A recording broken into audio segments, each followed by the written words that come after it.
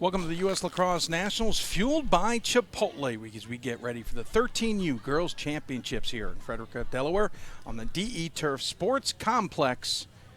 As we get ready for, as we said, the 13U Girls Championship between Igloo and the Yellowjackets, both New York teams. I'm Dave McHugh alongside Monica Moore as we get ready for this second championship of the day. The Yellowjackets of Team Wiener won the first game in the 12U contest, so the Yellowjackets looking to get two in a row here if possible. Monica, a great first game. It kind of set the bar for the rest of the day here.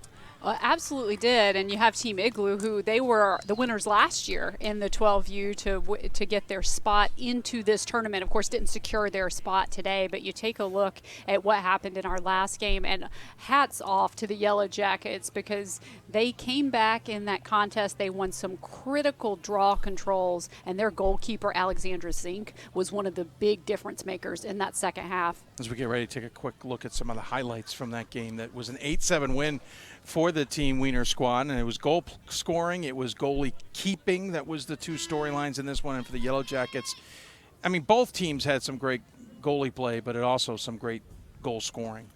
Well, certainly, and you see Choma was such a huge factor, and then of course on the other end of the field for the Blue Crabs, they really had some players step up as well. And so it was just a great opening game of lacrosse. It was close from start to finish, and D'Antuono, who had 2 goals in the second half, absolutely outstanding, including the game winner. Yeah, they came from 7-5 down with 11.5 left. D'Antuono had a hat trick with the 2 final goals of the game to win it 8-7, and this is the stat leaders for this, or for that Yellowjacket squad. D'Antuono with the 3 goals, 2 ground balls, Chomo with a goal and 3 ground balls, and Zenk with the 7 saves. Made it feel like more than that, to be sure. For the Lady Blue Crabs, which represented Maryland and Delaware, Leach led the way also with a hat trick and a ground ball. Quaid with a goal, 6 saves for Smith as both teams showed off their skills. Setting it up for this one is the Yellowjackets, this time Team Thorn will take to the field. They'll take on Igloo from New York as well. It's 2 New York squads. Here's how they got here, and the teams both leading the way. Undefeated for Igloo at 3-0, 2-1, I believe there. Igloo, as you say, undefeated in pool play at 3-0. Defeated Team Thorn 6-3 on Friday and won 10-3, Monica, over the other Yellowjacket team in this group, Team Wright, to get to this match. I think they were the favorites coming into this. Like we said, they won their spot in this tournament based on winning the 12U contest last year. They have been sensational throughout the tournament, so I think they're the favorites. The Yellowjackets likely view themselves as the underdog, but of course the Yellowjackets in the first meeting today perhaps saw themselves as the underdog since they had lost in the prior meeting in the tournament, and they came back with a huge victory. And we're underway. Igloo is in the black uniforms with blue numbers and trim, moving right to left, and they are moving fast off the attack, and it's deflected before it gets to the goal. A foul called, though. The shot initially coming from Panagopoulos out of Old Brookville, New York. And Yellowjackets, not surprisingly, in the yellow, like if you were watching the previous game, yellow uniforms, black shorts, they will be moving left to right. Of course, the player that won that draw control for Igloo, the player you're going to want to keep your eyes on, it's Kylie Colbert, one of the top players on that Igloo squad. She already has 10 points in this tournament off 8 goals and 2 assists. If you're not used to youth sports, looking at our graphic, the 2023, that represents the high school graduation year for these teams. And obviously, last game it was 2024. This one being 13U, it is 2023. As we are underway at the U.S. Lacrosse Nationals, fueled by Chipotle 13U Girls Championship here in Frederica, Delaware, just north of Milford, about a half hour south of Delaware, give or take, depending on traffic on the weekend on Delaware Route 1. A beautiful facility here at DE Turf Sports Complex. First year this event has taken place here. Coming across the top of the 8-meter, and nothing happening there for Tolentino, but a foul called on the aggressive check. I believe that was Juvalier, the center reach New York native. Shot, it bounced and went over the crossbar on the shot by Martini. You don't see that often. Shot again, big save that time. Coming up with it, it's Kuhn. That was a great stop by the goalkeeper for the Yellowjackets. That's outstanding goalkeeping from Kuhn. And they're going to need a lot of that out of her today, because the one thing we've seen out of Igloo so far is a lot of offensive opportunities. Yep, absolutely agree with you. Igloo continues to hold on to possession. 25-minute halves. Shot. Kuhn with another big save. This one off of the shot from Samada. And Yellowjackets pick it up. Shamlaffel, one of two Shamlaffels on this team. Of course, the Yellowjackets had a Shamlaffel on their team earlier. It's a family affair. It's a family game. Yes. This is no surprise in any New York level of lacrosse that you are going to see a lot of siblings, cousins on rosters. And into the offensive zone for the first time for the Yellowjackets here, Team Thorne. As, again, 25-minute halves. The clock will run until 2 minutes left to go in the half. Then it will stop for every whistle. If you're used to the college game or not, it is still freeze tag per se, as they do stop in the high school and under age group for every whistle. College games evolved to not do that. Who knows when or if those rules will change at the lower levels, but in case you're not used to it. Well, defense was really the name of the game in some of the earlier contests that we saw, and so far it has been defense as well. In this contest, we have already seen some good goalkeeping, and now we're seeing some nice defensive pressure out of Igloo. Yeah, Igloo's doing a This is really number nice 5, Amanda Ettinger. Look at that ride. Even on the defensive end, doing a tremendous job keeping the Yellowjackets from being able to attack, and that is Flobeck, Mount Sinai, New York native, having some trouble. Spin move there. Look at that double team coming over. Tim Markey having some issues trying to get any possession there. Spin move. Look at that triple, quadruple team from Igloo. Now a shot and an easy save for Igloo. So a good opportunity there, and that save by Horstman, the Seacliff, New York native. And here comes Igloo the other direction. Gottleman, the Manhasset, New York native, is the one who helped spur this. And Samada helps bring it into the offensive zone for the successful clear. And now Igloo will go back to work. We're not at 0-0 here. Use her a lot on the offensive end in particular. She has all that height, one of the tallest players out on the field, easy to spot and to help get things going in terms of offense, because she has all that vision in order to spot her teammates. Very tall for 13U. Very tall in general for women's lacrosse and girls lacrosse. Igloo going to work here. They've had a couple of opportunities, but nothing showing on the scoreboard. Looking for it here. Shoot low this time. And it's Tolentino with the goal here as we tick under 20 minutes.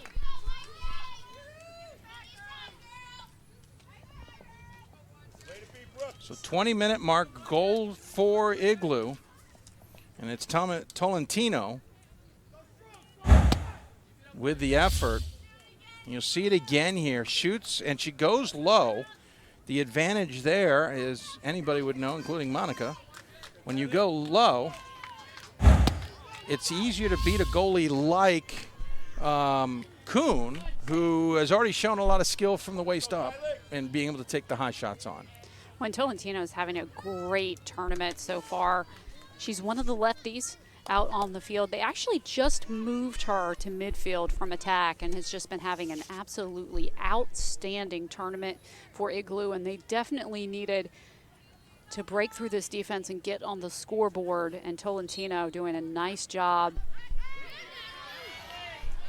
A little note on Kuhn, she's new to this program, and 19 saves, 12 against in this tournament, which is a pretty staggering number. DeMeo coming up with that draw control win for Igloo. And they have owned time of possession in this contest so far, and that's going to be a big factor if the Yellowjackets can't win possession. And, of course, the second chance, third chance opportunities that Igloo has been getting early on, a factor as well. Fernandez called for the foul. She will now go behind. I believe that is Martini with possession. Nope, not even close, Dave. That is Radin. And Radin will get a free position on the near side, on the near fan. Going behind will be Sabella. So Radin, the Long Beach, New York native, with a great opportunity here to try and make this a 2-0 game. Right off of Kuhn's cross. That's a little bit of a tough angle there. Yep, that's always the tougher angle. Yellowjackets showing speed here, quickly in transition, heading downfield. DiCarlo with it. A little fake. Nice step up by the defense there to snuff out the opportunity initially. Pass in front, shot and a goal. Pass in front to Spezio.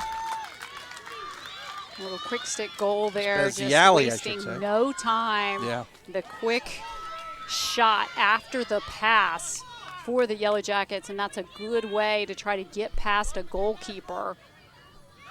Speziali picks up the goal. Because the keeper's still focused on the passer, and then to capitalize so quickly, the goalkeeper just cannot recover. I think that came from Flowback. No, it came from Claire, I believe.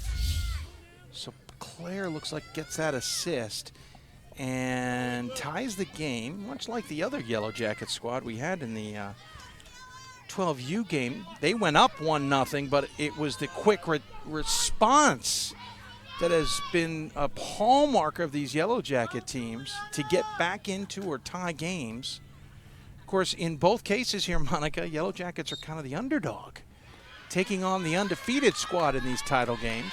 Excellent speed, once again, out of Klein. Taylor Klein, out of Mount Sinai. Yeah, Klein chased that one down relatively easily. As we go into the far corner, and about 15 left to go in this first half. Again, it is 25-minute running clock until we get to the 2-minute mark for most of these.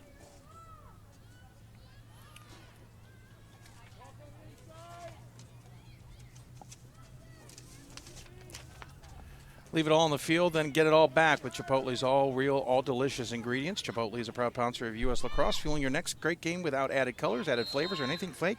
Chipotle, for real. So we get a foul called in transition down there. And that last catch that the Yellowjackets made, that was a tough catch to hang on to possession. And now Giacalone. Giacalone, I think I would, ooh, diving to keep that in bounds. And for not, unfortunately. But Giacalone, I believe. We're getting tested with our names, are we not, Monica? We're getting our phonetics. It's one of the best things about these tournaments. What a great defensive play. Speaking of Giacalone, she puts her stick up. We'll get her name, certainly by the end. As a whistle stops play with 15 left then. It is Flowback, and she stops her attack, backs off it, hands it off. That is Speziali. Still maintains possession. Now McLam. And a cross-check called. McLean will get it back. The Northport, New York native.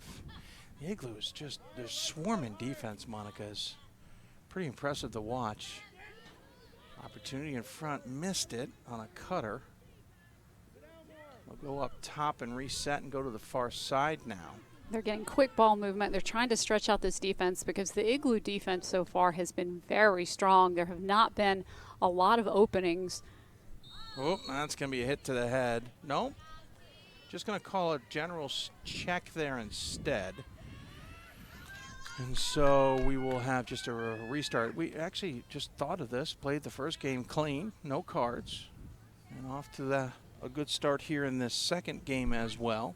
And when the checking rule is you can't check when the ball is above the shoulders, or the stick is above the shoulders, tends to lead to less fouling.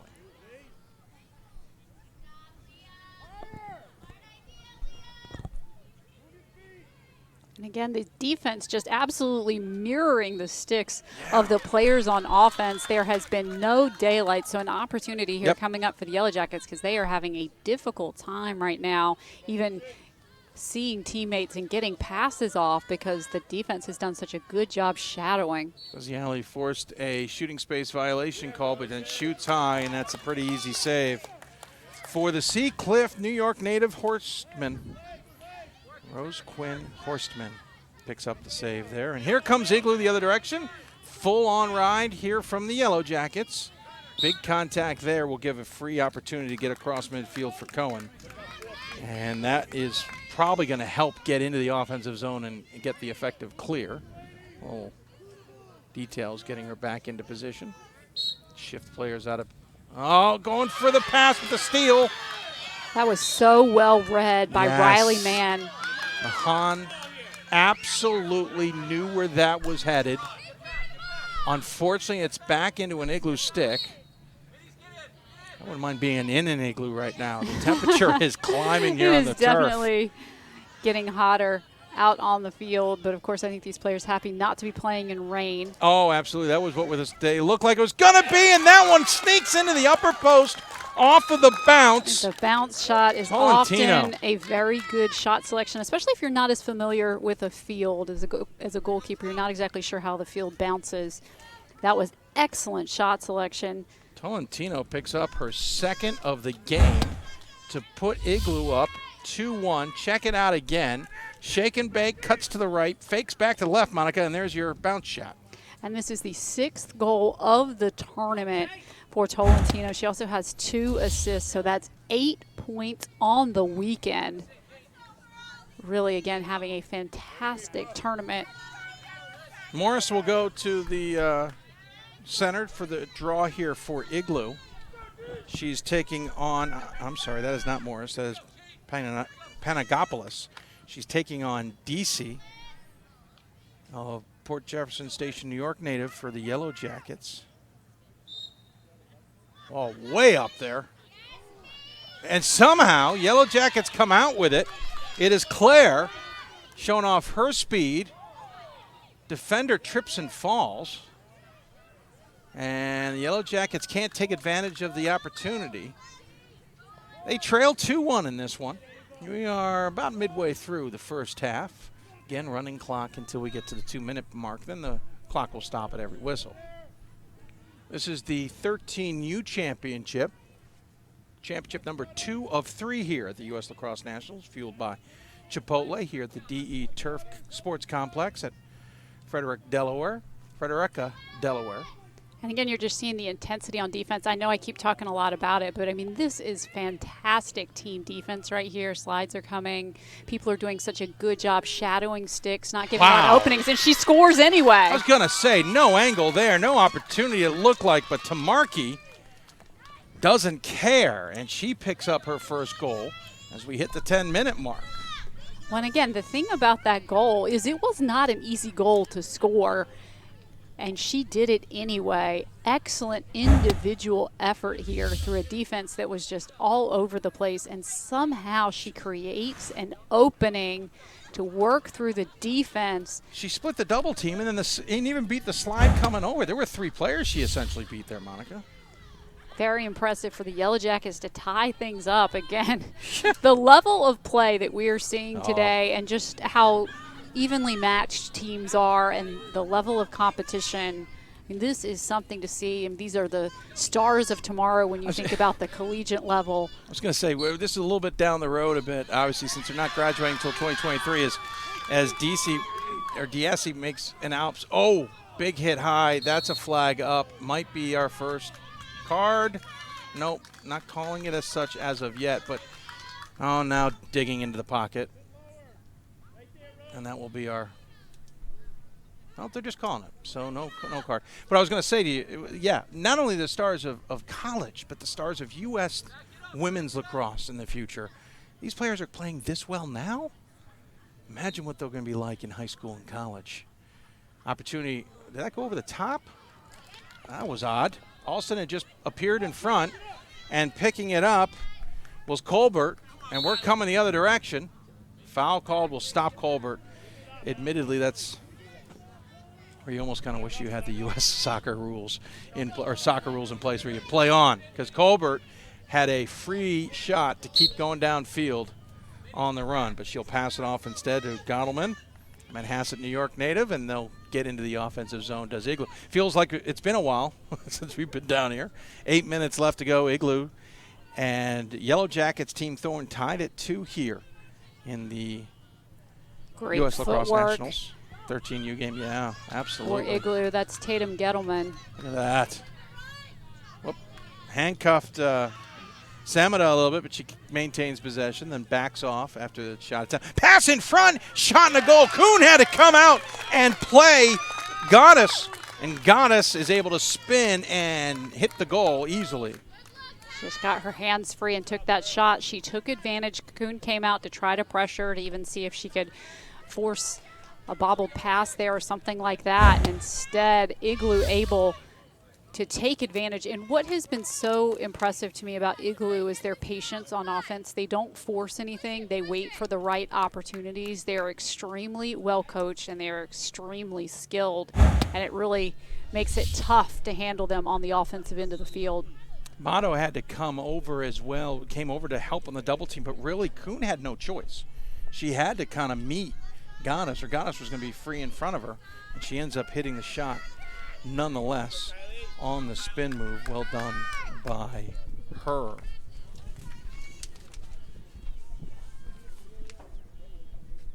U.S. Lacrosse is the national governing body of lacrosse and membership organization of nearly 450,000 dedicated players, parents, coaches, officials, and leaders of the game. U.S. Lacrosse would like to thank national partners Greenfields and Nationwide for supporting our mission. You, too, can support our efforts by developing lacrosse all over the country by making a secure tax-deductible donation today at uslacrosse.org/donate. And the Yellowjackets, Monica, are starting to dominate. These draw controls are Draws. such heavily contested battles between these two teams, but a great draw control win on that possession for the Yellowjackets, and it was really a team win for them as well. There's no stat for that, but less than 6 to play here in the first half. 3-2 game for the Igloo right now, who have led by 1 goal at 1-0, 2-1, and 3-2. Yellowjackets have tied it, but have not taken the lead at any point. They have possession, though. DiCarlo with it. Passes it off. Opportunity in front, and it's a tie. Wow. And what they were able to do on this possession that they have not been able to do on earlier possessions is the quick ball movement. Because the defense has been so stifling by Igloo, they've not been able to take advantage of the quick ball movement, which is one good way to get your goalkeeper a little off kilter to get a good shot opportunity. But this time, the ball movement was absolutely fantastic by the Yellowjackets that were able to create that opening. Look at that move through the space by Spaziali, who picks up her second goal of the game. Look at that, just beautiful speed right through the defense. And it's not like Igloo's playing badly defensively. Yellowjackets has just shown an extra step to get through some double teams and slides.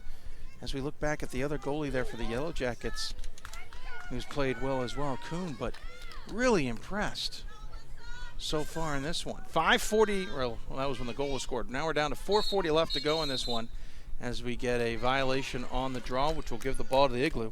This game's been back and forth. Igloo's led by a goal, and Yellowjackets have responded each time. And we're tied at 3.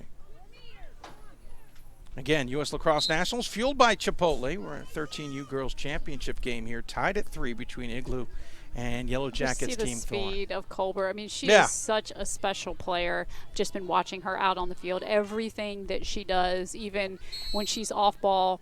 That's an illegal screen. Is going to go the other direction. Thought we saw one earlier. Igloo will get called for it. By the way, she's Monica Moore. I'm Dave McHugh. Hope you're enjoying this broadcast on U.S. Lacrosse Nationals. I want to thank them and our partners for providing this for you. Seeing it in all aspects of and opportunities as we get a call. That one I don't see often, Monica. The trailing defender with a foul call. You don't see that called that often. Looked like she was stick checking from behind, maybe.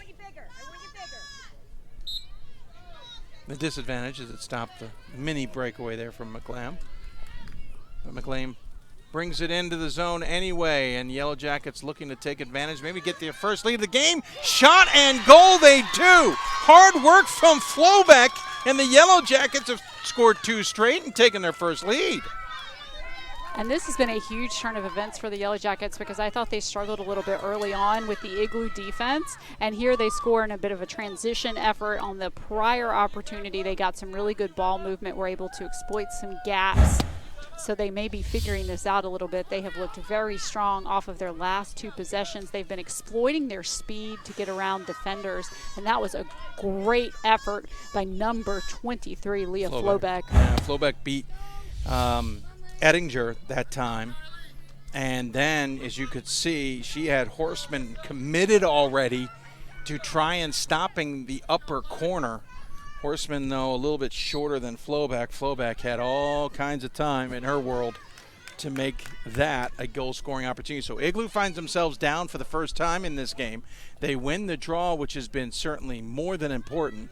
And now Cohen has it, and Igloo's looking to tie it up. Now Colbert has it. Spin move. Shot! Just missed. Backed up well that time by Martini.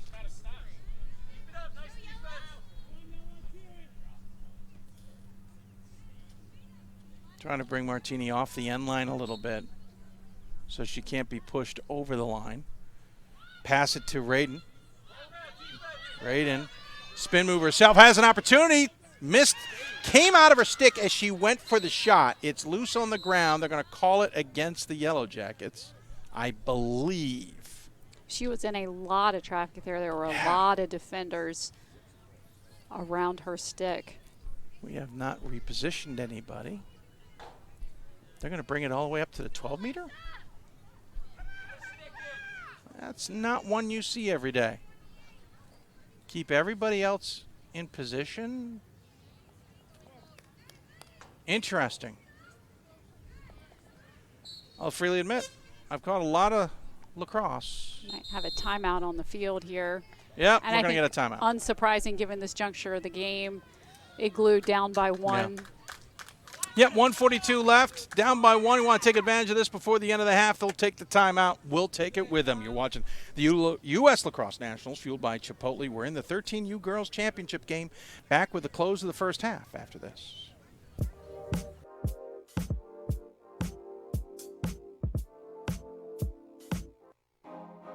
Our primary goal is to positively impact every child exposed to the sport.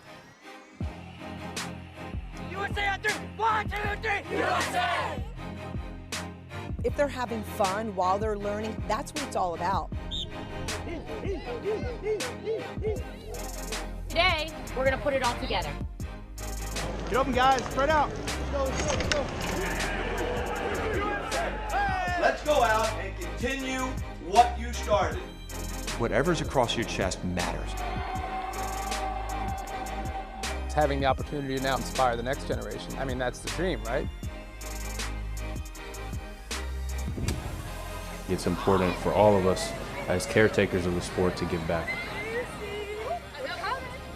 My man, right? You need heart.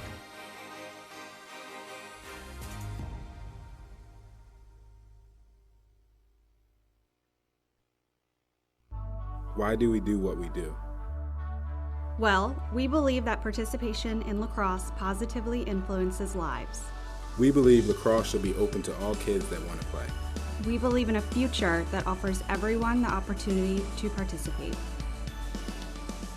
U.S. Lacrosse is a nonprofit organization that provides resources to fuel the sport's growth and development. Support our efforts at uslacrosse.org.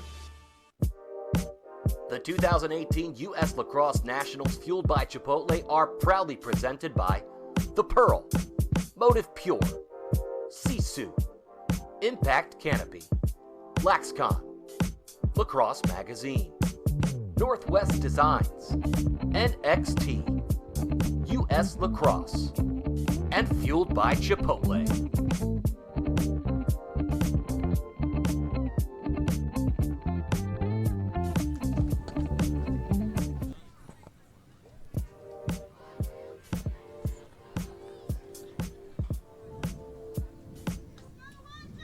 And welcome back to the U.S. Lacrosse Nationals, fueled by Chipotle, the 13U Girls Championship game here on the DE Turf Sports Complex in Frederica, Delaware. I'm Dave McHugh alongside Monica Moore.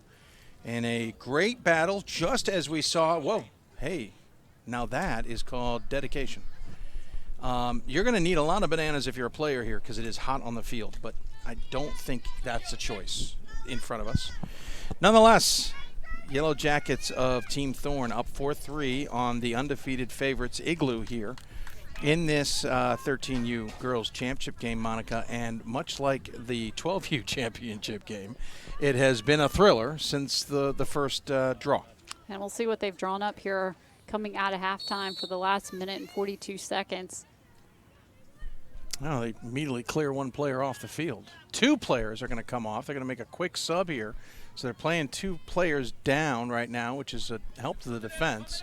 But a good job so far here by Raiden to hold on to possession despite the disadvantage. Now they got their two players in, and Igloo's in control. Samada and Tolentino were the two players that came in. Big hit was Samada. That's the second time she's been called for an illegal screen, Monica, and they call it offensive. I'm not sure. I saw it in the corner of my eye. You also wonder sometimes if just the contact breeded the call, not necessarily an illegality. But regardless, that is a huge call yes. to end up this first half because it gives the Yellowjackets another opportunity here, and they have really been clicking Look on at this. offense. Off the post and picks up the rebound. So Yellowjackets continuing to keep the pressure here. The shot off the post that time, but maintaining possession more importantly. 42 seconds left to go here.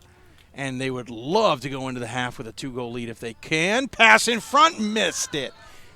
And looks like a hit afterward, yeah. But I wonder if one thing That's that the they alley. have been talking about is getting rid of the ball quicker because they have been doing a much better job of that as this half has gone on. Hope that she is okay. I think she is. I think there was a conversation on whether Spenny Alley goes for the shot here. I'll be honest, I don't see it.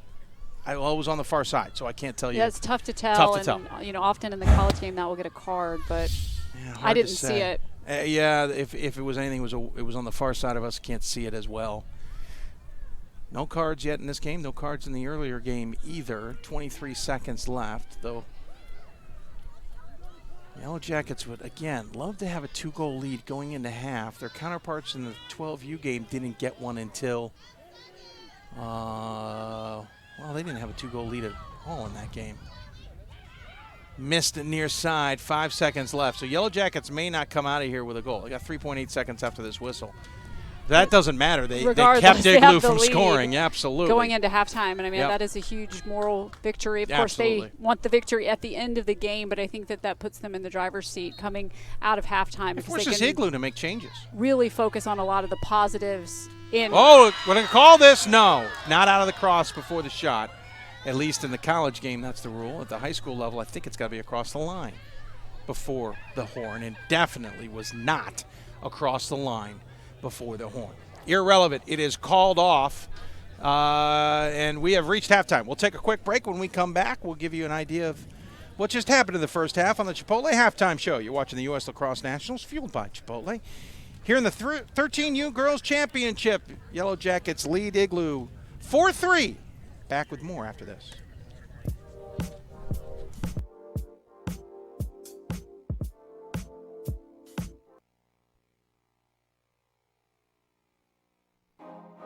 Our primary goal is to positively impact every child exposed to the sport. USA on 3! 1, 2, 3! USA! If they're having fun while they're learning, that's what it's all about. Today, we're going to put it all together. Get open, guys. Spread out. Let's go. Let's go out and continue what you started. Whatever's across your chest matters. It's having the opportunity to now inspire the next generation. I mean, that's the dream, right? It's important for all of us as caretakers of the sport to give back. Not bad, all right? You need heart.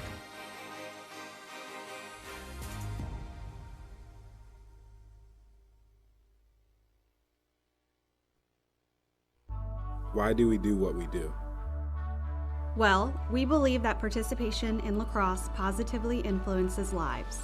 We believe lacrosse should be open to all kids that want to play. We believe in a future that offers everyone the opportunity to participate. U.S. Lacrosse is a nonprofit organization that provides resources to fuel the sport's growth and development. Support our efforts at uslacrosse.org. The 2018 U.S. Lacrosse Nationals Fueled by Chipotle are proudly presented by The Pearl, Motive Pure, Sisu, Impact Canopy, LaxCon, Lacrosse Magazine, Northwest Designs, NXT, U.S. Lacrosse, and Fueled by Chipotle.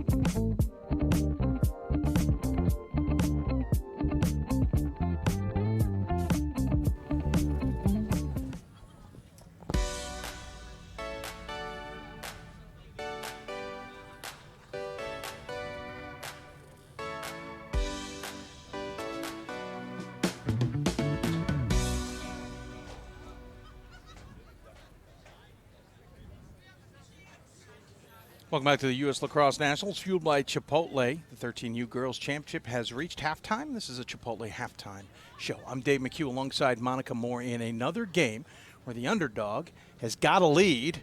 It is another underdog named the Yellowjackets. This time Team Thorne leads 4-3 over Igloo, the undefeated team in the 13U category. And Monica, as we take a look at the highlights here, Yellowjackets, once again, kind of a status quo for them, finding ways to not only score, but then stop the better team. They really figured some things out during the latter half of the first half, because in the first part of the first half, it was all Igloo. They took a number of shots. They had a lot of time of possession, and it was the goalkeeper doing a great job. But Tolentino was unstoppable during the opening minutes of this contest. And the Yellowjackets would get back there. Speziale there, her first goal, making it 1-1. Nice save there from Horstman on a free position. Igloo, as you said, getting up. Tolentino, 2 straight goals. There's her second. Actually, that one is, that's Tolentino. Nice stick work and leg footwork there. But again, Yellowjackets come back, Monica. It's been the theme of the first half. Yellowjackets keep responding. They had great ball movement, which contributed to some of these goals. They capitalized in transition. They figured some things out with this Igloo defense and did a really nice job. Gata scores that one. Then Speziale there, sneaking through, scores her second of the half. Flowback would add one more on here. Look at that hesitation. Beats near side despite trying to cover it up there by Horstman. And that is where we are at 4-3. We'll take another break, come back, and get you ready for second half action. You're watching the U.S. Lacrosse Nationals fueled by Chipotle here at the Chipotle Halftime Show. Back with more after this.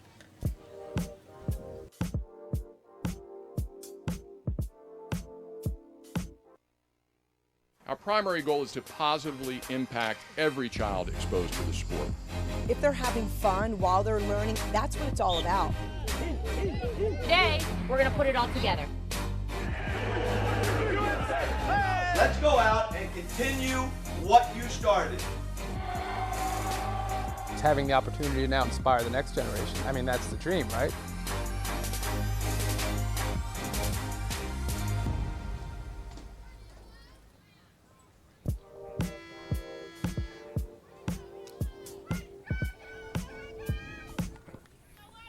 Welcome back to the Chipotle Halftime Show here at the U.S. Lacrosse Nationals 13U Girls Championship. We'll take a look at the stats from this one, and the Yellowjackets Team Thorne with a 4-3 lead. Obviously, shots, look at that, pretty even. Saves are thus going to be even, but ground ball is the big one so far, and that's kind of helped Monica Yellowjackets get a little bit of control there in the second half, the second quarter of the game, really. And, you know, it's interesting because we talked a little bit about how scrappy the Yellowjackets team was in the 12U game, and that has been true in this game as well. So that must be characteristic of these Yellowjacket squads, which are, again, are from upstate New York, so we don't get to see them play as often as some of the teams around here. Underway here in second half, Speziale with 2 goals, as noted on those stats. We also should mention Tolentino for Igloo has 2 goals as we are underway. And another note here, the temperature has climbed enough, especially on a turf field, as we get a stoppage here. We will get a stoppage at the 13-minute mark for a water break for these players and a water break for your commentators. Trust me, we need it just as much, but they need it more than we do. As we get going here, it is Samada with possession. coming across the top, well defended. Slide came over, Monica, and Yellowjackets, it feels like it's a SOP for this organization, for lack of a better description. Defense, slides, double teams, they're all textbook.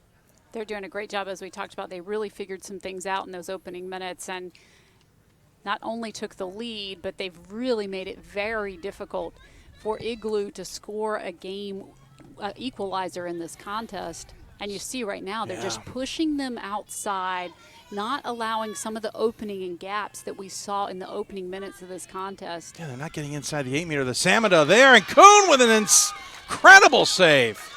Samada looked like she had it, pulled the trigger, and Kuhn snuffed it out. She's just one of those goalkeepers that her vision, she absolutely sees everything. I know you've seen your fair share of good goalkeepers, Monica. She's playing this well at 13U. She's got a good future ahead of her. As you see, the Samada gets past her before the help comes over. Samada pulls that back from behind her. Athletic save as well. That one looked like it was behind her. By the way, no one is challenging Kuhn right now, so she is hanging out about a quarter of the way up the field. No one's attacking. Her teammates are coming to her, but they're well defended, so Kuhn's just slowly sauntering her way up the field. A nice breeze has started, maybe taking advantage of the cool-down opportunity. She's kind of nodding to her teammates, trying to get them to move around for her. As we get a break here, and a whistle gives me a chance to mention that the Pearl by Guardian is the official ball of U.S. Lacrosse. The Pearl is NOC certified and meets the new softer, safer standard. The American-made ball never creases or hardens. Order multiple buckets and save with special bulk pricing by calling 770-667-6004. That's 770-667-6004 for the Pearl. Nice steal in front, Monica. The defender saw that coming. Nicely done by Laffey. And a big contact, though, with Yacy, and that is our first card of the day. Between any match, Yacy picks it up for being a little too aggressive there with the check. So that's going to be a 2-minute releasable penalty against the Yellowjackets, so they will be playing a man down. This will be a good opportunity on offense here for Igloo to try to get that equalizer they've been looking for. As you said, releasable, so they'll have it for as long as the 2 minutes or until they score.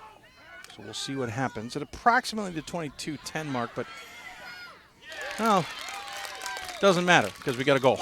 Igloo scores. I was about to say it's going to be roughly, depending on the table's decision, on 2 minutes, but we have a goal anyway, so it's irrelevant as quickly Igloo ties this one up. And that was a great job by Igloo, just taking advantage of the situation, playing with no fear. They knew they didn't have to rush anything. There was plenty of time on the penalty, but she had the opening and took advantage. Paris Panagopoulos. There's a name for you.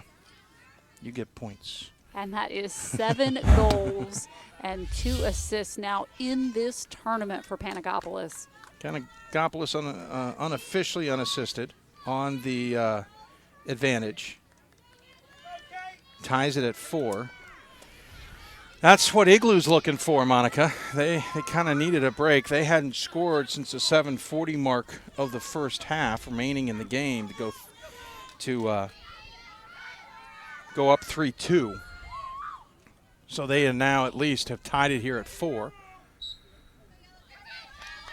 Well, once again, those draws. Oh, that's going to pop. Yep, that's going to go a yellow card against. And those are really must calls right there because the officials work so hard out on the field for safety, and nothing intentional there in the slightest. That's just players going after the ball, but when that happens, because they desperately try to keep things safe out on the field, you will see those yellow cards. And again, doesn't mean anything was intentional at all. She was going for a quick check, mistimed it, hit her in the head. Panagopoulos is the one who picks up the foul after just tying the game. So she's got a 2-minute penalty here. And Taylor Klein just doing such a nice job on that draw control. Yep. We're back at it here, though. Yellowjackets want to take advantage of this. Spun into the other side of the double team. Somehow goes low. Tamarki has about 6 things going on there, Monica. One of them, she spins back into a defender, still maintains possession, then gets into the crease. There's 2 defenders coming. She somehow gets her stick from high to low and scores. The word that comes to mind during that turn of events was composure. In order to make that move, to keep the ball in her stick, to take the exact shot that she wanted, as you're going to see her here reverse. All the defenders are converging once again just through all that traffic, is so patient, doesn't force anything, and gets the opportunity that she wanted. I mean, that was an exceptional play, and we're seeing the impact of being man down, because that is 2 back-to-back man down goals. And we should point out, Panagopoulos is still in the box, so it is a full ride 2 minutes. It's an unreleasable due to the type of penalty. So the Yellowjackets would love to take advantage of it, though time is technically running out because it's at a running clock. And these last 2 draw control wins by the Yellowjackets, you can tell they're wanting to take advantage here, even though that was an overpass. Yeah. Igloo now just wants to run the clock here, as they are still a player down and will be for about 30 seconds or more, but the Yellowjackets get it back. Quickly coming up field is Bado. Bado, the Wanda, New York native, spin move, runs into a defender. Flag was up, which is going to give Bado a free position. However, they haven't released her yet. The footwork that we're seeing out of these players for the Yellowjackets, because you think about back to the Tamarki goal, the footwork that she displayed on that possession, and then seeing it again here. This time it is number 13, Nicole Baldo. We should point out that Panagopoulos is back on the field, but they haven't gotten that player into the zone. So there's still a man advantage in terms of numbers here. Missed it on the near side. Going for the long shot there was Bado. I'm going to say it was backed up by the Yellowjackets. Oh, no. Backed up by the Yellowjackets, so that will give them the chance to keep the pressure up here against Igloo. Looking to extend the lead. Shot and a goal, and they do. Comes this time from Beardsley, the North Syracuse, New York native. Gives it a 2-goal lead here. This is the biggest lead of the afternoon for the team that was thought to be the underdog. Yes. Perhaps they were inspired by the younger level team, the younger Yellowjackets, who were so impressive in the first game of today, because they have taken advantage of their opportunities in the second half. And again, it's been the individual effort, the footwork, the skill, because these are not easy goals. I want to emphasize that these are hard-won goals by the Yellowjackets out on the field. Just 4 minutes away from taking a water break here, which may come perfectly timed for Igloo, who's now down 6-4. Remember, Igloo beat the Yellowjackets earlier in this tournament on Friday, 6-3 in round-robin play. They are undefeated, and much like the 12U game right now, the underdog Yellowjackets are the ones leading, but Igloo with an opportunity closed down despite the speed there of Colbert. She's opportunity just trying in to front, take flags over. up.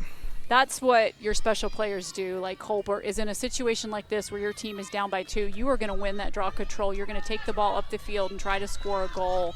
And she was just trying to get it done for her team. The Yellowjackets doing everything they could to spot her, because, of course, she is big on the scouting report.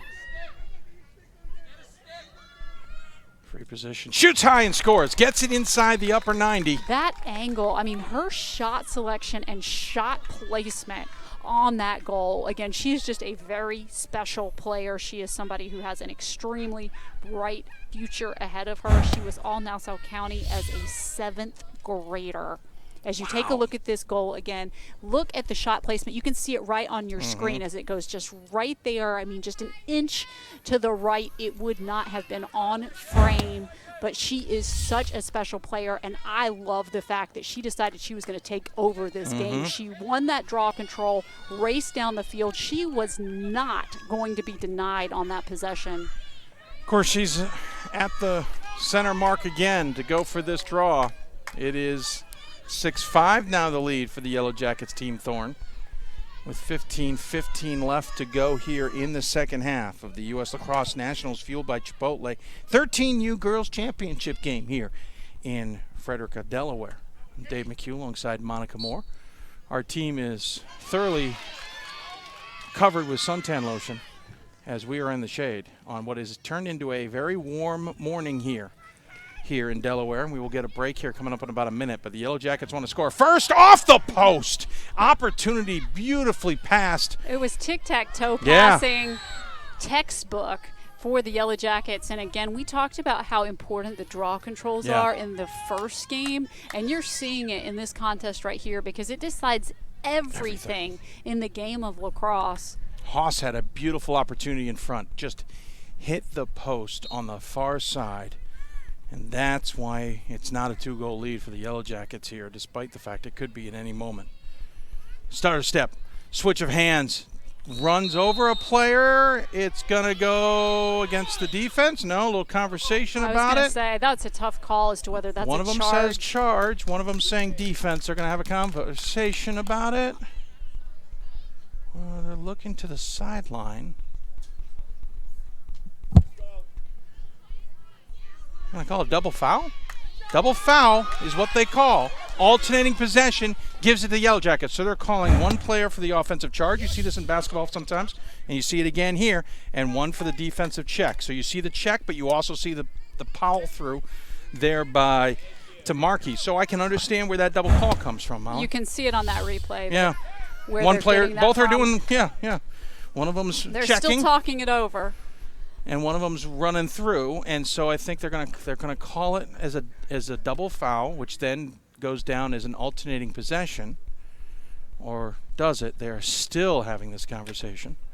Well, but again, you see it on the replay. There was a lot that happened on that play. They're still trying to sort it out. Oh, and actually, the alternating possession belongs to Igloo.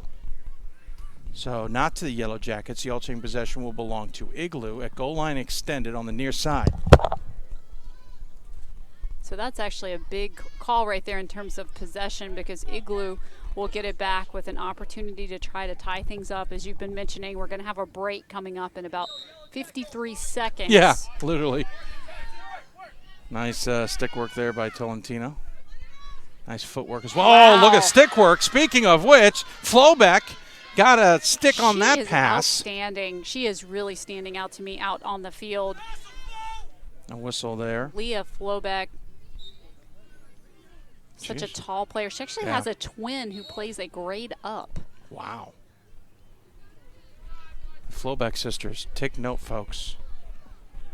Someone is going to have them in a college team in the future. And they certainly are showing at this age how well they play. We're about 10 seconds away from a water break. If the officials are smart here, they don't even restart. I think he's looking at the clock and knowing that. No, he wasn't looking at the clock. Now we get the whistle, and we're at the 13-minute mark. First whistle underneath. Will give us a water break for both teams as we are technically at what's called a Category 5 mark, which means the heat is too much to have them go all the way through. So we'll take a water break, and we will do so as well. You're watching the U.S. Lacrosse Nationals fueled by Chipotle 13U Girls Championship game. It is 6-5 lead for the Yellowjackets up on Igloo. Back with more after this.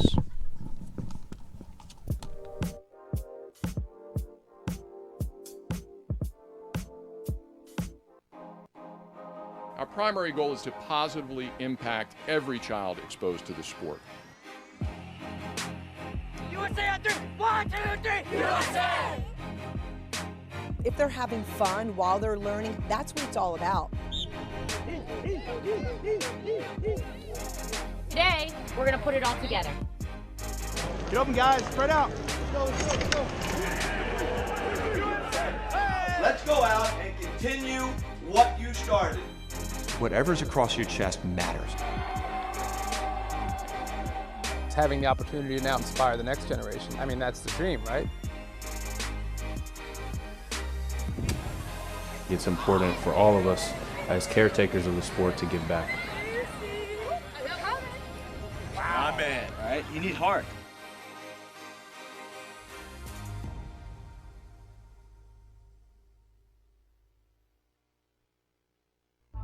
Why do we do what we do? Well, we believe that participation in lacrosse positively influences lives. We believe lacrosse should be open to all kids that want to play. We believe in a future that offers everyone the opportunity to participate. U.S. Lacrosse is a nonprofit organization that provides resources to fuel the sport's growth and development. Support our efforts at uslacrosse.org.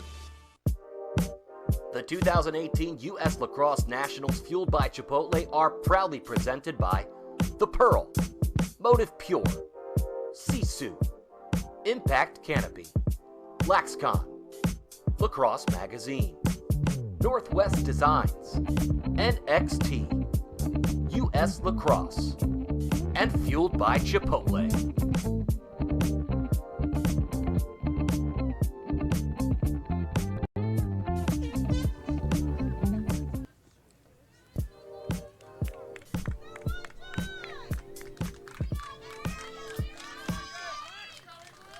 Welcome back to the U.S. Lacrosse Nationals, fueled by Chipotle 13U Championship Girls Game here. I'm Dave McHugh alongside Monica Moore. We've gotten a little bit of a water break here in Delaware in this championship game because it's just that darn hot out. It is 6-5 Yellowjackets, and Monica, you got to be pretty impressed with how the Yellowjackets are playing this game. Their tenacity has been so impressive. I felt like the first 10 minutes or so did not go their way, and they recovered so well. No, they did. I thought Igloo were going to dominate this game the way that game started, Monica. And Yellowjackets have adjusted so nicely. And now they're the ones more in control than anything. They're going to force an Igloo into all the changes. And they've done it with so many different things. It hasn't just been one factor, like they've won all the draw controls or something like that, but they've made some adjustments on offense. They've won some key draw controls. They've come up with some big defensive stops. We've talked a lot about their goalkeeper, who is very athletic and has such good vision. Samada was there. The pass came late. She still nearly got it. Shot, and speaking of goalkeepers, Kuhn with a save deflects it over the top off the shot from the mentioned often Colbert. 12 left to go here. Such an addition to this Yellowjackets team to have her back in goal. I mean, she's a game changer. Yeah, she's new to the squad this year, and she has been a game changer. Check it out again. And Colbert switches hands. Colbert climbs the ladder, forces it over the top. Again, you see just another athletic play out of the goalkeeper. A little bit of a breeze, which everyone will appreciate. But otherwise, a beautiful day here. Goes over the top that time and backed up by Igloo, despite tripping and falling. And you're just seeing more and more out of Colbert. She's really trying to take this team on her back right now. Colbert, who's out of Glenwood Landing, New York. It's a New York v. New York game here in this 13U Girls Championship. U.S. Lacrosse Nationals, 10th year in existence. As you think about all the college rosters, you see that athletes that come out of these places. Seriously. Yep, absolutely agree. You and I see our fair share of rosters, and if you don't see a New York or Maryland player on it, it's almost surprising.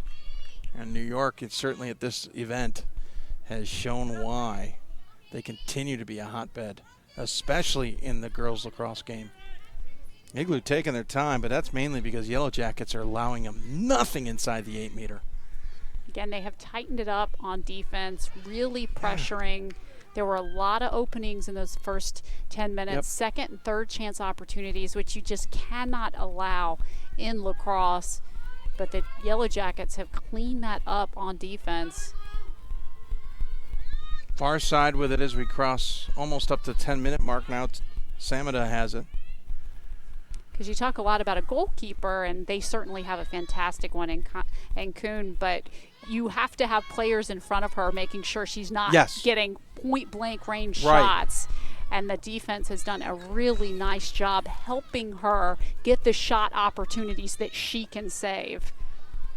Yeah, there's only so much you can do as a goalie if you're constantly taking shots, and that one she can't do much with as That's just a beautiful opportunity for Igloo to well, ties that's it up. exactly right. And to kind of go along with the theme of what we've been talking about, I mean, coaches talk about this all the time with their goalkeepers. You need to stop the shots that you can save. You're not going to save everything. And so that's kind of the goal going into the games. You have to make those stops to keep your team in the contest.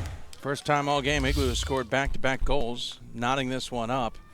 This goes goal line extended and just pulls the trigger. I mean, you got to just give a hats off to Livingston there, because Livingston did all the heavy lifting and just pinged the back corner beautifully from goal line extended. If you can score from goal line extended, yeah, that's outstanding. So tremendous effort on her part, to say the least.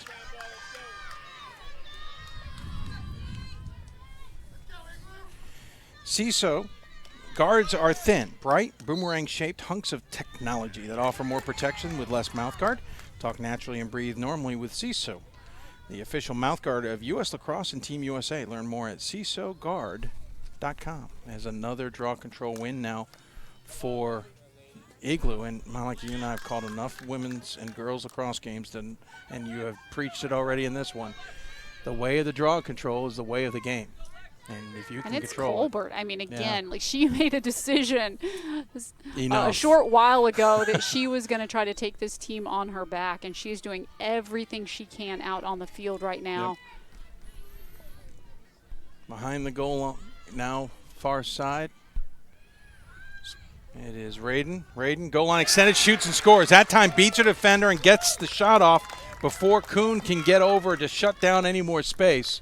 And it's 3 straight goals now by Igloo, and now they've got a 1-goal lead after coming from 2 behind. We saw that in the first game, and it's a timeout called. You have to love the response out of these teams. I mean, these two teams, we're going to have one winner at the end, but they're both champion teams to me, because the way that they are responding to adverse situations, you know, at this age, at this level, 13U, they just do not back down. No. If they face adversity, they come back and make a huge play on the other end of the field. And again, it's those intangible things like that. When you're a coach, you just absolutely love it when your team responds like that.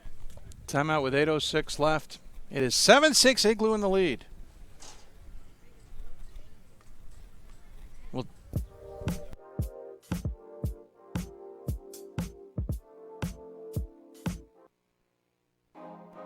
Our primary goal is to positively impact every child exposed to the sport.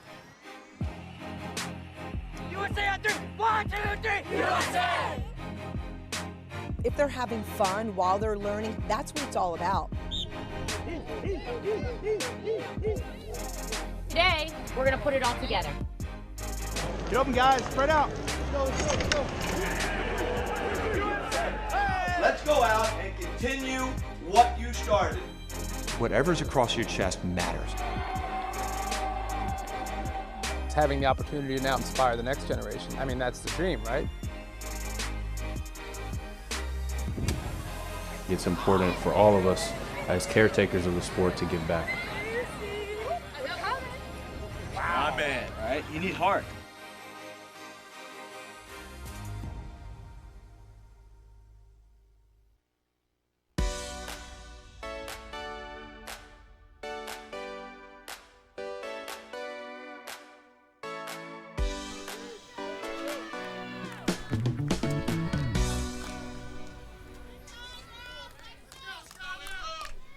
We're back at the U.S. Lacrosse Nationals, fueled by Chipotle, 13U Girls Championship. You see the fans trying to keep cool and in the shade as well on becoming a hot morning here in Frederica, Delaware, at the DE Turf Sports Complex. We're at the 13U Girls Championship, as we mentioned. Igloo has scored 3 straight goals. The New York squad is now leading the other New York squad, the Yellowjackets, Team Thorn, here 7-6. And again, it's worth mentioning, Igloo beat this Yellowjackets Thorn group 6-3 in round robin play. So unlike the first game, we're actually higher scoring in this one. But Monica, the Yellowjackets will not go down lightly, and they win another draw control. And a foul called on the far side. It's a yellow flag, which means we'll have a free position. And another outstanding draw control win. I think that was DC that won it for the Yellowjackets. She's one of the best athletes on the squad and who really this summer has upped her level of play for this Yellowjackets team, really peaking at the right time to head into this national championship tournament. And we've seen in a game like today with these draw controls, this battle between these two teams, you have to have players in that circle that can self-draw and that can deflect to their teammates out on the circle. And again, they just have a nose for the ball. They know where it's going to be and they can get there. Kind of a free position here.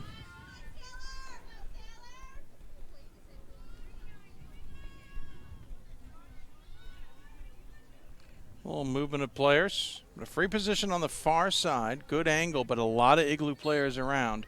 Smartly just calls it off. Haas backs it out, and then we'll reset from there. It's sometimes hard to realize that. You see a free position, Monica, and you like take advantage of the opportunity, but she knew she wasn't going to get the shot off. No, you have to be smart, and there are much better angles than others, and you have to look at where everyone's positioned and where your teammates are and who has the best opportunity. So a lot goes into it. You know, I often hear people try to equate it with a free throw in basketball. There is no similarity to it. There's no similarity in soccer and a penalty kick, anything like that. It is a much more complicated scenario. Tripped and fallen to the ground. I'm surprised Flowback getting back to her feet only because at this point she's got to be exhausted. She has been working her tail off. And Monica, she's going to get at least the opportunity here at a free position. And all her teammates, by the way, are on this side. So this is an interesting free position, because Monica. Of the offensive set that they're running. She's really isolated. Right. And do they call it shooting space? I think they call it shooting space. So she'll get another free position. Well, they're not free position because they've got Igloo players inside the fan, so it's not a true free position here. But again, they're playing that isolation game, and so Flowback had nothing open there, and she will go behind the cage. But that's okay. She smartly makes the right decision. She waits for her teammates to spread out, to give her some options or to give her a 1v1 option. Oh, got caught up there in the turf a little bit there. Klein got the turf monsters on her toes there, but stays on her feet. Great passing from the Yellowjackets. Flag is up, and I think that's a 3-second violation. So, got some quirks in this younger age group. There's no checking of the stick when it's above the shoulder, and as a result, there's also a 3-second violation. We're used to a 3-second violation. This is a different version of that 3-second. It can get confusing. When we learned something interesting before the game as we get a goal here. Shot and a score. McLean does not want us to discuss that. With 5 minutes left to go in this one. And it's knotted at 7 again as Yellowjackets respond. Well, and perhaps it's a good moment to bring this up because if a team is up by 4, which just seems preposterous today with the level of play and the level of competition we've seen out on the field, but if a team is up by 4, the coach of the team that's down can request possession without having the draw control. But of course, with these two contests, we haven't had a lead greater than 2 all day long. So that 4 seems like a really long way from now. Now I understand why 4 is used because we haven't even seen it. And we're all used to the 10-minute rule where you run the clock no matter what, and we're running a clock at 25-minute halves anyway. It's going to take until 2 minutes before we stop it. But these games have been thrilling, and this one is living up to the expectations that the first one set up. Yeah, violation there. You saw DC right at the last moment shift, Monica. He said it. He stepped away. She shifted her feet to get a better position, and he called her for it. Good call. As Igloo now. Could be really helpful if their namesake would help us with the weather, but they are taking on Colbert. Hesitation, and then just drives in and scores. Yeah, you're right. She has taken it on herself to put her team on her shoulders. She may not have a lot of goals, Monica, but she has done a lot for them. Well, and again, just the work in the draw control circle, and that was off of an infraction. But regardless, she has done such good work in helping to win possessions for her team, bringing the ball up the field. And, of course, I mean, at this level, it is a total team effort, everyone really contributing. But she really is a player that, particularly in this second half, has really stood out to me in Igloo. I thought during the first half they did a good job of keeping her more contained. She's from Glenwood Landing, New York, and is taking control here in the Delmarva Glenwood Landing, located in the northern western part of Long Island. If you know Manhasset, east of there, or north of Old Westbury. So Long Island native. It's interesting, these two teams kind of a mix of upstate New York and Long Island. They are not of one or the other, which is the most fascinating part as we get another violation and the Igloo takes over. And again, it's Colbert who's kind of leading the way on winning these possessions, and it really is one of the most important statistics in girls lacrosse. You're going to hear us talk about it all day long, and anyone who knows the sport will tell you that looking at that statistic tells you a whole lot about a team and about how competitive they're going to be. We've hit the 2-minute mark, important here because now all whistles will stop the clock. And it's 8-7, Igloo the lead. That is to the Yellowjackets' benefit.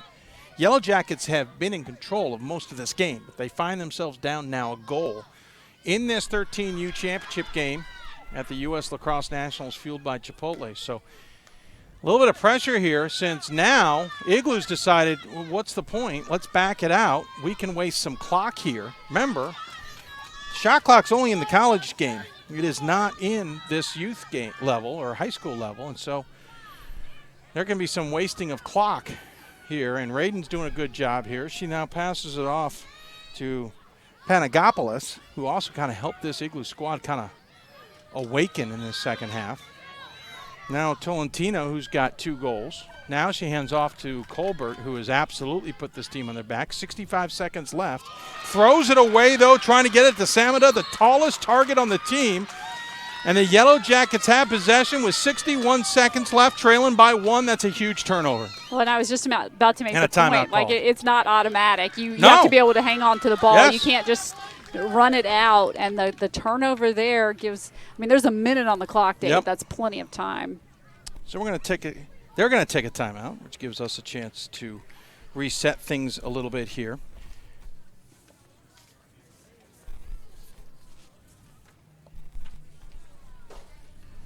I want to thank our partners, especially NXT, for their support of things in this game. These games are not put on without a lot of support of sponsors and donations to U.S. Lacrosse. But we'll take a break, and we will come back as these teams get ready for the final 61 seconds. Igloo leads 8-7 in the U.S. Lacrosse Nationals, fueled by Chipotle 13U Girls Championships.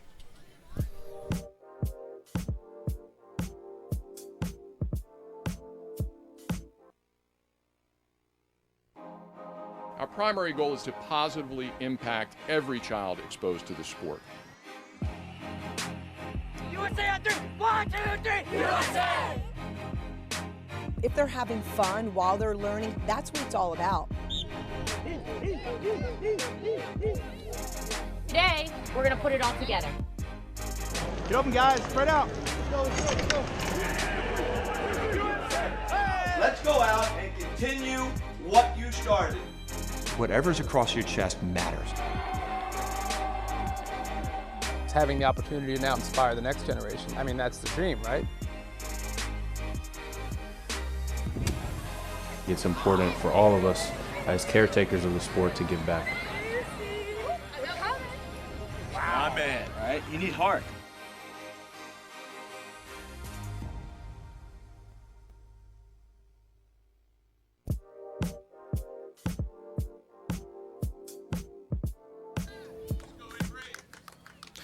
The 13U Girls Championships of the U.S. Lacrosse Nationals, fueled by Chipotle, is coming down to the end. 61 seconds left. She's Monica Moore. I'm Dave McHugh. And Monica, 61 seconds left. Yellowjackets have the ball. What's the message in the huddle? Well, it's just to play smart, to protect the ball. You can't turn it over as you clear the ball up the field. And they've had a very balanced effort today on offense. Special had that big first half, but they have a lot of different offensive weapons out on the field. They're trying to go for a bit of a home run right there, and it does not work in their favor. I saw the idea. Well, you know what? Igloo almost did the same thing here. It happens to fall into an Igloo stick. Livingston happens to come up with it. Foul called will keep it Igloo possession, but both teams trade home run shots there, going for the Hail Marys, and neither of them were really that successful. But that's okay for now if you're an Igloo fan, because with 42 seconds left, they've got possession, but the entire Yellowjackets team now Forgive the pun we haven't used in this game. They are now swarming to the ball. You have to remember that Igloo here is playing for an automatic bid into next year's tournament. Which so they could get it twice in a row. Yeah, they got it to get into this one. If they can hold on. We should explain to people. They're in the 13U. They will qualify automatically for the 14U. They already qualified for the 13U by winning the 12U last year. There's a stick check called, 15 seconds left. It's going to be tough now for the Yellowjackets because not only do they have to get it back, but they're going to have to somehow get downfield and beat Horstman in 15.1 seconds. I don't want to say things are impossible, but that is a tall order. One pass will probably end it, to be blunt. As we wait, there's the pass. It's turned over, but they are so deep in the end. 7 seconds left. They go for the long pass. And at this point, they had to get the ball down the field. They couldn't do it. That's going to come to an end. The Yellowjackets can't pull it off this time. The 13U champions are Igloo. They go undefeated this weekend and hold off and storm back to take this championship 8-7 over another underdog looking to win. Hats off to this Igloo squad who had to fight Monica from 2 goals down. 6-4. Where have we heard that theme before? I like the resilience that we're seeing out of all of these clubs today. And again, just how competitive these games have been, the caliber of talent out on the field. I mean, this has been exciting from start to finish. You don't know what's going to happen. There may be favorites. There may be underdogs. It means nothing. So we'll take a break. And we'll come back and wrap this one up in our U.S. Lacrosse Magazine postgame show. 8-7, Igloo wins the 13U Girls Championship. Back with more on the U.S. Lacrosse Nationals, fueled by Chipotle after this.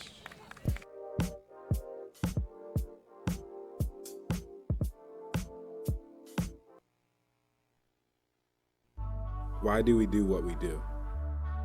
Well, we believe that participation in lacrosse positively influences lives. We believe lacrosse should be open to all kids that want to play.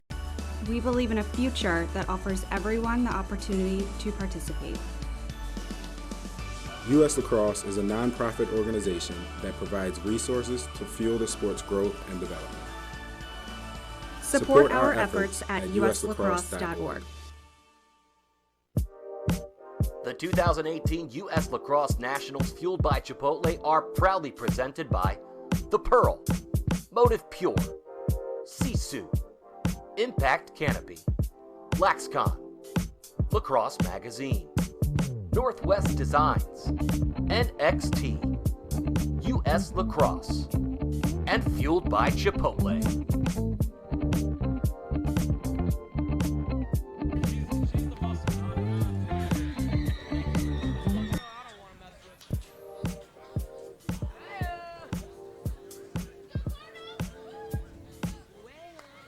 Welcome back as the U.S. Lacrosse Nationals, fueled by Chipotle 13U Girls Championship game is over.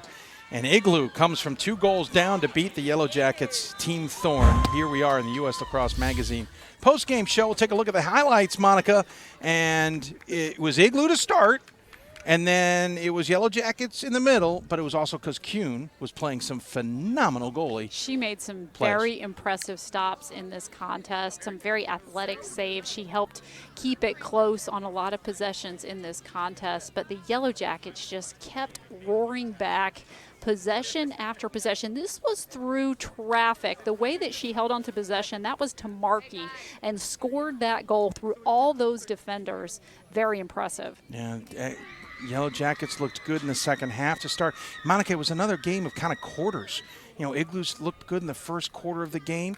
Yellowjackets looked good in the second and third quarters, and then it was Igloo who came back in the fourth quarter. You're seeing it here. Look at this shot. Goal line extended. That's an impossible angle. And we saw 2 shots very similar to that in terms of trying to beat the goalkeeper because it was a very tall order today, and somehow these teams found a way to do it. So the Yellowjackets got up 2, and then Igloo it was Colbert, and you're going to find a theme with that in a moment.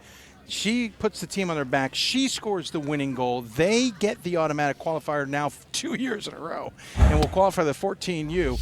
And interesting enough, we mentioned Colbert as getting the game winner. She put her team on her shoulder. Well, it might have been because of her father, Tim Colbert, the head coach. He joins us now to talk about this one. And, Coach, first off, you got to be thrilled with how your team kind of, dealt with being down 2 and coming back, but you also got to be thrilled with your daughter kind of making sure that happened. I'll give the credit to my wife on my daughter. Okay, yeah, we'll take that. Unfortunately, I can't take credit for her.